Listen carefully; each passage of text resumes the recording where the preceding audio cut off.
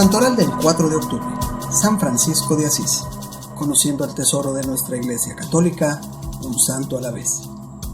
Francisco nació en Asís, Italia, en 1181 o 1182. Su padre era comerciante y su madre pertenecía a una familia noble. Tenían una situación económica muy desahogada. Su padre comerciaba mucho con Francia y cuando nació su hijo estaba fuera del país. Las gentes apodaron al niño Francesco, que quiere decir el francés, aunque éste había recibido en su bautismo el nombre de Juan. En su juventud no se interesó ni por los negocios de su padre ni por los estudios. Se dedicó a gozar de la vida sanamente, sin malas costumbres ni vicios. Eso sí, gastaba mucho dinero, pero siempre daba limosnas a los pobres. Le gustaban las románticas tradiciones caballerescas que propagaban los trovadores. Cuando Francisco tenía como unos 20 años, hubo pleitos y discordia entre las ciudades de Perugia y Asís. Francisco fue prisionero un año y lo soportó con alegría. Cuando recobró la libertad, cayó gravemente enfermo. La enfermedad fortaleció y maduró su espíritu. Cuando se recuperó, decidió ir a combatir en el ejército. Se compró una costosa armadura y un manto que regaló a un caballero mal vestido y pobre. Dejó de combatir y volvió a su antigua vida, pero ya sin tomarla tan a la ligera. Se dedicó a la oración y después de un tiempo tuvo la inspiración de vender todos sus bienes y comprar la perla preciosa de la que habla el Evangelio. Se dio cuenta que la batalla espiritual empieza por la mortificación y la victoria sobre los instintos. Un día se encontró con un leproso que le pedía una limosna y le dio un beso. Visitaba y servía a los enfermos en hospitales. Siempre regalaba a los pobres sus vestidos o el dinero que llevaba consigo. Un día, una imagen de Jesucristo crucificado le habló y le pidió que reparara su iglesia que estaba en ruinas. Decidió ir y vender su caballo y unas ropas de la tienda de su padre para tener dinero para arreglar la iglesia de San Damián. Llegó ahí y le ofreció al padre su dinero y le pidió permiso para quedarse a vivir con él.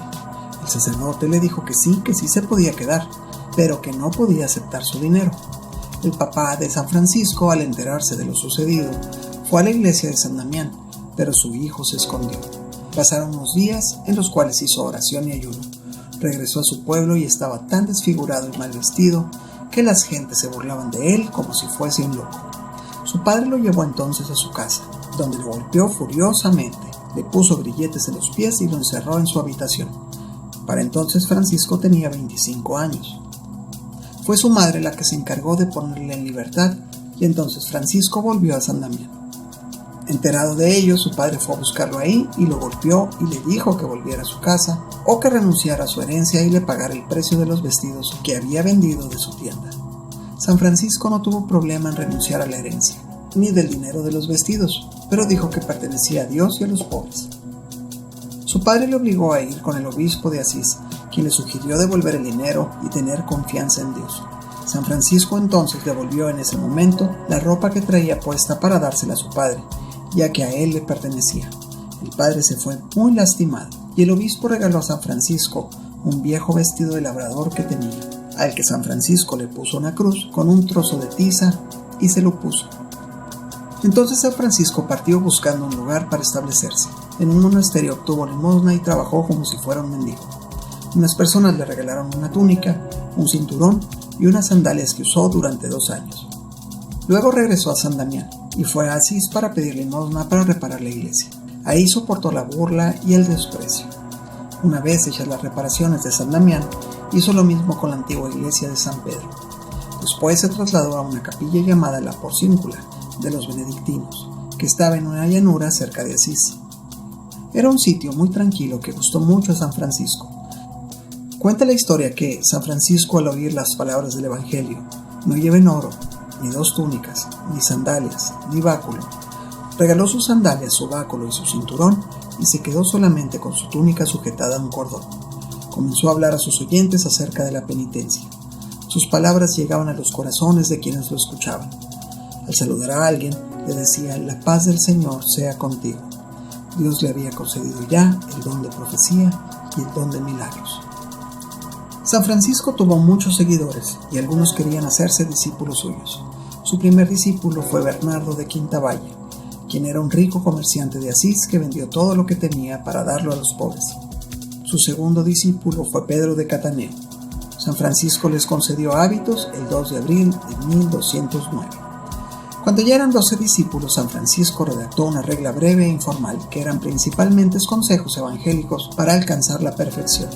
Después de varios años, esta regla se autorizó por el Papa Inocencio III y le dio por misión predicar la penitencia. San Francisco y sus compañeros se trasladaron a una cabaña que luego tuvieron que desalojar.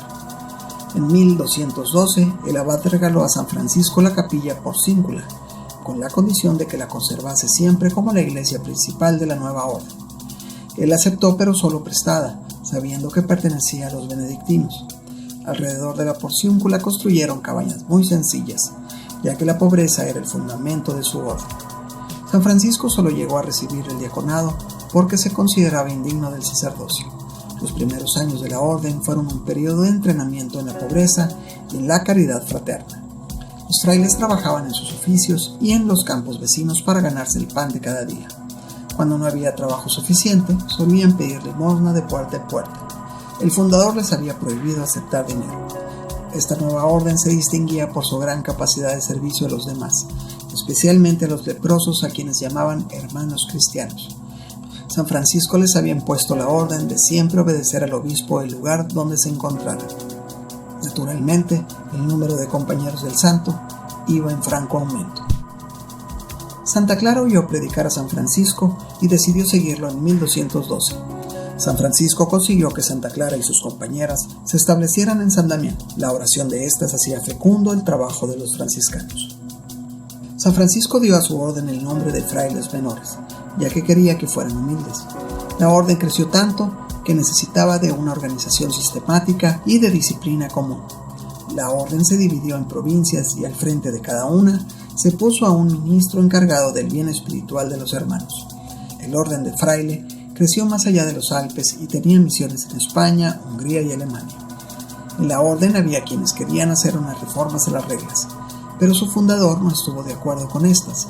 Surgieron algunos problemas por esto, porque algunos frailes decían que no era posible el no poseer ningún bien.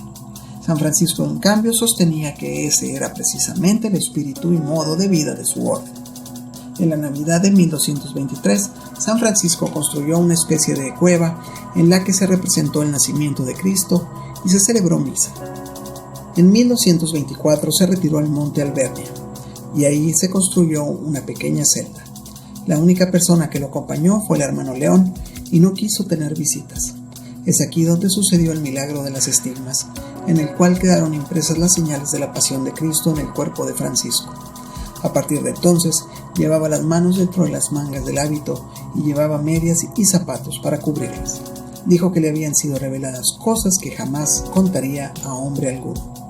Un tiempo después, bajó del monte y curó a muchos enfermos.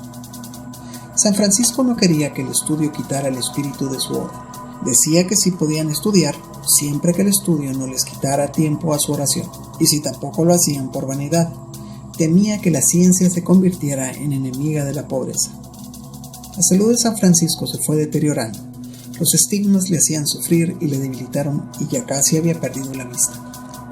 En el verano de 1225 lo llevaron con varios doctores porque estaba muy enfermo. Poco antes de morir dictó un testamento en el que les recomendaba a los hermanos observar la regla y trabajar manualmente para evitar la ociosidad y dar buen ejemplo. Al enterarse que le quedaban pocas semanas de vida, dijo: «Bienvenida, hermana muerta», y pidió que lo llevaran a Porciúncula. Murió el 3 de octubre de 1226, después de escuchar la pasión de Cristo según San Juan. Tenía 44 años de edad. Lo sepultaron en la iglesia de San Jorge en Asís. Son famosas las anécdotas de los pajarillos que venían a escucharle cuando cantaba las grandezas del Señor, o de aquel conejillo que no quería separarse de él, y también la del lobo amansado por el santo. Algunos dicen que estas son leyendas, otros dicen que no lo son. No obstante ello, sabemos que San Francisco contribuyó mucho a la renovación de la iglesia de la decadencia y el desorden en que había caído durante la Edad Media. Él ayudó a la iglesia que vivía momentos difíciles. Si te gustó este video, compártelo con tus amigos, regálame un me gusta y si lo deseas, suscríbete al canal.